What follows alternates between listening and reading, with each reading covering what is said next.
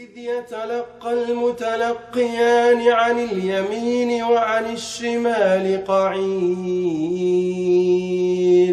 ما يلفظ من قول إلا لديه رقيب عتيد. Subhanallah. Allah subhanahu wa ta'ala keeps reminding us in the Quran that the tongue is the king.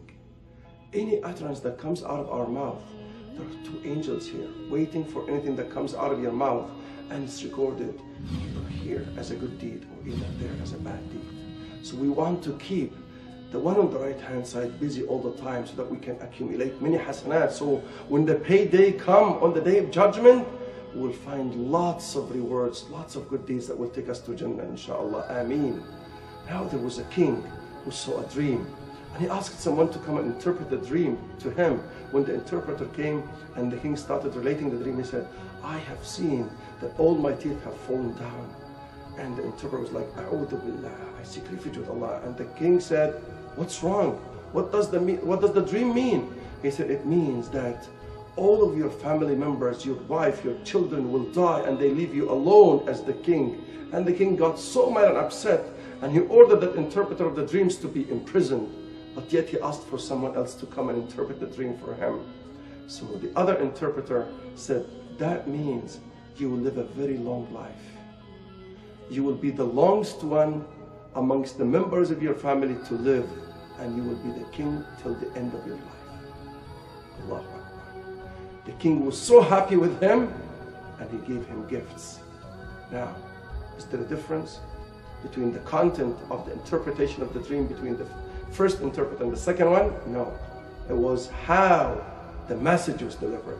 How do we use our tongue? Brothers and sisters, we need to maximize the benefit of using our tongue, because there are so many things that we can do with our tongue that will harm us. The Prophet ﷺ said, لا يكب الناس على وجوههم أو على مناخرهم في النار سوى حصائد ألسنتهم. Nothing will be the cause for people on the day of judgment to be grabbed on their faces or on their noses to hellfire except the harvest of their tongues. And we want to make sure that we will see a good harvest, inshallah, on the day of judgment, so we can use our tongue to recite the Quran, to stand in front of Allah subhanahu wa ta'ala during the night and establish the night prayers, to give good advice to people, to do dhikr of Allah subhanahu wa ta'ala day and night.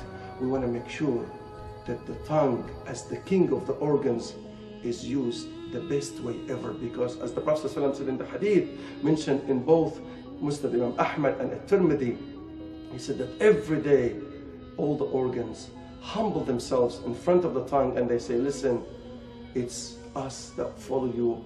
Whatever you do, we go and follow. So if you are upright, we'll be upright. And if you start being crooked, we'll be crooked like you. So brothers and sisters, let's maximize the benefit of the king of our organs, which is the tongue, so that Allah subhanahu wa ta'ala might guide all of our steps to say the truth and remember Him all the time. Ameen, Ameen. This is Reda Badeir wishing you the best. And inshallah, may Allah gather us together, inshallah, on the day of judgment, smiling because of the harvest of our tongues. Say Ameen. Wassalamu alaikum wa rahmatullah.